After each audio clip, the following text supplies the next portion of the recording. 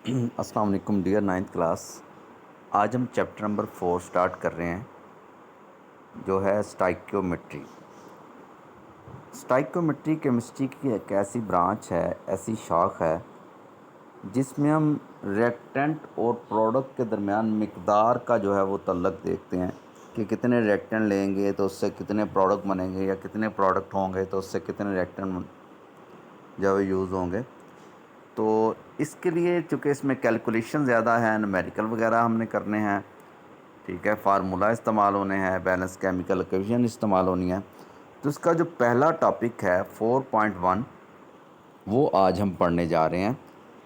इसका नाम है केमिकल फार्मूला। केमिकल फार्मूले की हम बात करें तो सबसे पहले हमें सिंबल यानी अलामत के बारे में बात करना होगी। पीरियाडिक टेबल में हम किसी भी एलिमेंट जो है उसको एक ख़ास अलामत से ज़ाहिर करते हैं, जिसे हम सिंबल कहते हैं।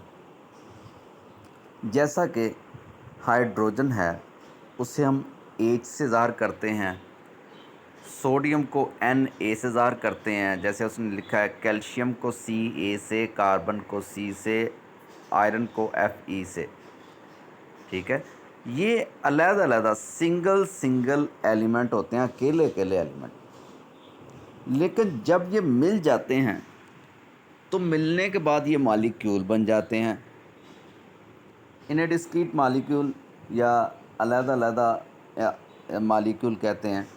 जैसा कि दो हाइड्रोजन आपस में मिलें तो H2 बन जाता है। अब जब दो मिल गए हैं तो ये अब एटम नहीं रहा, अब ये इसका सिंबल की बजाय ये मॉलिक्यूल का फार्मूला कहलाएगा, ठीक है। जब आप उसे कंबाइन करके किसी के साथ लिखते हैं तो ये फार्मूला कहलाता है, ठीक है। इसे डिस्क्रीट फार्मूला जो है वो कहते हैं। इसी तरह ऑक्सीजन जो है वो O2 है। ओज़ोन अगर 3 जोड़ दें ऑक्सीजन तो फिर उसे ओज़ोन कहते हैं। इस तरह ये अलग-अलग मॉलिक्यूल कहलाते हैं। आगे चलते हैं।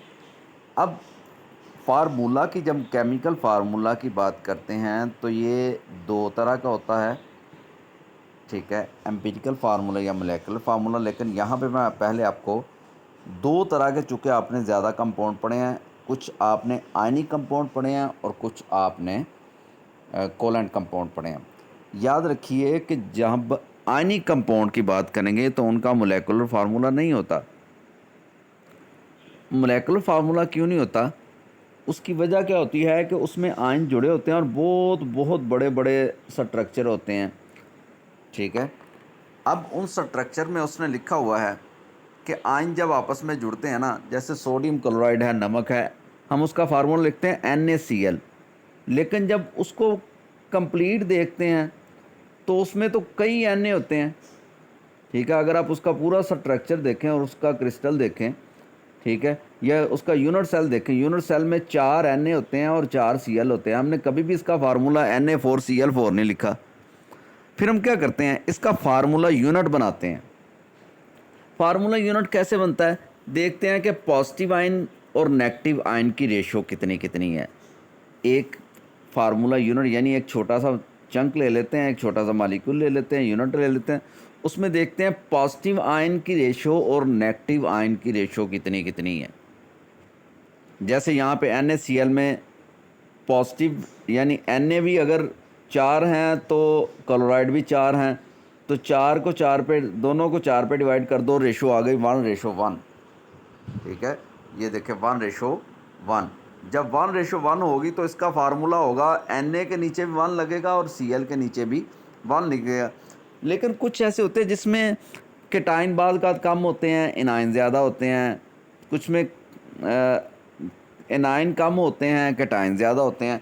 जब इस तरह की सिचुएशन होती है तो फिर फार्मूला डिफरेंट हो जाता है, ठीक है। उसमें उसकी एग्जांपल क्या है, जैसे ये इसने लिखा हुआ है CaCl2, KBr BaCl2, ये देखें लिखा हुआ ना। तो इसमें यह है कि दोनों की रेशो बराबर नहीं है, तो फिर रेशो के हिसाब से हम जो है फार्मूला बना देते हैं। अब अगले पैराग्राफ में ये जो बात की थी फार्मूला यूनिट की, ये सेकंड वाले पैराग्राफ में, ऊपर वाले पैराग्राफ में उसने सिंबल की बात की है, डिस्क्रीट मॉलिक्यूल की बात की है, नीचे वाले पैराग्राफ में उसने बात की है आयनिक कंपाउंड के फार्मूला की।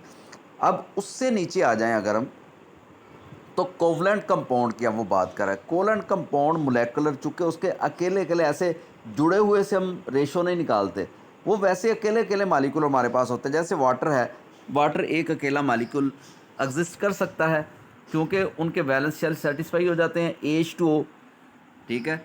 इस तरह कार्बन डाइऑक्साइड का CO2, मीथेन का CH4, ये अकेले अकेले डिस्क्रीट मालिक्यूल एग्जिस्ट करते हैं, इसीलिए हम इनका मोलेकुलर फार्मूला लिखते हैं, ठीक है।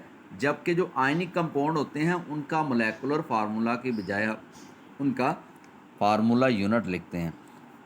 जब अकेला मालिक्यूल एग्जिस्ट कर सकेगा तो उसका जो फार्मूला होगा उसे हम मोलेकुलर फार्मूला, और जब आपने किसी बड़े यूनिट से उसका छोटी सी रेशो बना के सादा सा नाम लिख लिया है तो वो उसका फार्मूला यूनिट होगा, वो मोलेकुलर फार्मूला नहीं होगा। और आयनिक कंपाउंड के मोलेकुलर फार्मूला नहीं होते क्योंकि वो बहुत बड़े बड़े स्ट्रक्चर में पाए जाते हैं, ठीक है। उनके इतने इतने बड़े स्ट्रक्चर के फार्मूले लिखना पॉसिबल नहीं है। जब एक छोटा सा मॉलिक्यूल सारी चीज़ को एक्सप्लेन कर रहा है तो फिर बड़ा स्ट्रक्चर लिखने की ज़रूरत नहीं होती। अस्सलाम वालेकुम।